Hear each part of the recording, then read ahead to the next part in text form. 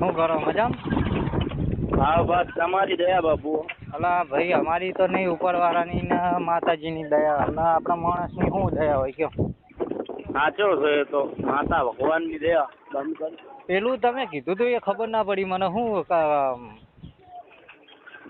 કઈ પેલું ઘોઘાનું શું કહેતા હતા યાર તમે? કેનો? ઘોઘા મહારાજનું નતું કીધું તમે?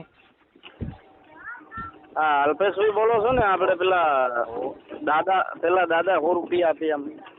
અરે અહીંયા 200 ને તમને આલ્યા તા ખબર હે? કેટલા? 200 રૂપિયા આલ્યા તા, ખાવાનું ખવડાવ્યું તું. હા બરાબર. આપણે દેવી પૂજે કે તો પછી હા બરાબર છે. એટલે મારે એ દિવસ મેં તમને કીધો તો હા પેલો જે થોડો મહારાજનો થોડી કાંટી પડેલી છે એની અંદર જે તમારા ઘેરથી બેનબારી એ તો આપણા બેન છે, પણ અમે વાત કરી કે એ બેન એક સમયની અંદર થોડાક નાવા બેઠા હતા અને થોડોક મેલો પાણી મહારાજ બોટી ગયેલો છે. એટલે પડછાયો પડી ગયો છે. બરાબર. એ મહારાજના બોલ બંધાઈ ગયા છે, અઢી બોલ. હલો. હા બોલો. એટલે એ મહારાજના જે થોડાક અઢી બોલ બંધાયેલા છે એનો તમે બોલ શબ્દો નાખ દો, સુતરાવજો. બરાબર. એટલે એના માટે હું વિધિ કરવી પડશે કઈ?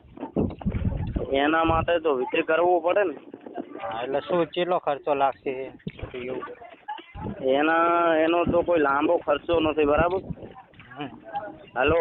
હા બોલો. એનું ખાલી 9 અગરબત્તી. પછી 9 ખોબા પાણી બેનના હાથના. હલો.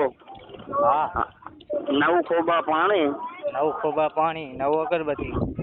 9 અગરબત્તી, એક લીંબુ, એક નારાસડી. અને 642 રૂપિયા. હલો. 642 રૂપિયા થાય એનો ખર્ચો. એટલો થાય. જાવ તમે એનો રસ્તો કરાવી દેજો. પણ જાવ એમ મહારાજનો રસ્તો થાય અને તમારા નજરના સામે મહારાજ જાગે અને તમારા નજરે તમે ભારો તો માનો કે ના માનો? એ તો મને તો થાય. ચમત્કાર વગર આપણે કોઈને નમસ્કાર ના કરાય. તો એ દિવસ મેં તમને જીવનની અંદર આપણે એક થોડા ભાઈબંધના હિસાબે મેં તમને દુઆ આલી. જીવનમાં કોઈને આપતો નથી. ઓળખાણ જીવનમાં કામ કરી છે એમ. સાચી વાત છે. વાદી ઘણા આવે પણ વાદી શેર હોય બધા વાદી કોઈ હરખા. તમારું નામ શું? તમારું નામ? મોહનભાઈ. પણ હું બસમાં છું એટલે પછી તમે મને ફોન કરો. કેટલા ટાઈમ? અડધો કલાક થાય. એ સારું.